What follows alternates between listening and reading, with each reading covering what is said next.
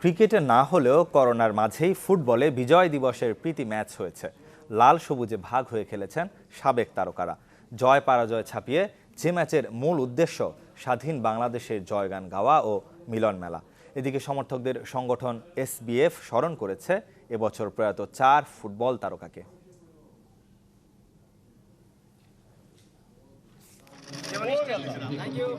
গৌরবের 50 বছরে পা রাখল বাংলাদেশ। করোনা থাবাও 49তম বিজয় উদযাপনে বাধা হতে পারেনি। প্রচলিত রীতি মেনে বাফুফে ভবন সংলগ্ন টার্ফে সাবেকদের মিলন মেলা। স্বাধীনতা দিবস আর বিজয় দিবসে পুনর্মিলন ঘটে সবার। সতীর্থ প্রতিপক্ষ গুরু শিষ্যের বিভেদ ধুয়ে মুছে একাকার। সাবেক রেফারিরা ছিলেন ম্যাচ পরিচালনার দায়িত্বে। পতাকা হাতে সহকারী আর বাঁশি মুখে মধ্যমণি রেফারি। আমরা পুরনো যারা রেফারি আছি, এক্স রেফারি, তারা এখানে এসে সুযোগ পাওয়া অত্যন্ত গর্বের কথা। অতীতে এদের অনেক নাম ডাক এবং যশ ছিল ঢাকার মাঠে।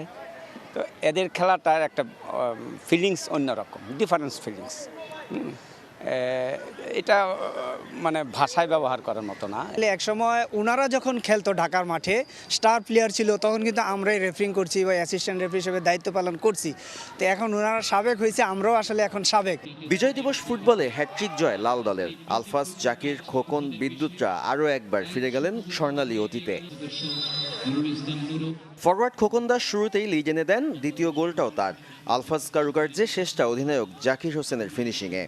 করোনার জন্য আমরা খুবই মর্মাহত বাঙালি, আমরা জাতি, পৃথিবী সবাই। সেহেতু এই বিজয়ের মাসে আমরা এই 16 ডিসেম্বরে আমরা এই ফুটবল খেললাম। এটা আমাদের কাছে অনেক বড় বিজয়। আমাদের খেলার মন চাইলেও তো বয়সের বারে হয়তো আমরা খেলতে পারি না। তো আমাদের সেই পুরোনো দিনের ফুটবলের মাঠে যাওয়ার কথাগুলো আসলে মনে পড়ে। বাংলাদেশ ফুটবল ফেডারেশনের উদ্যোগে অল ন্যাশনাল স্টার্স যারা আছে সবাই আমরা একসাথে হতে পারি।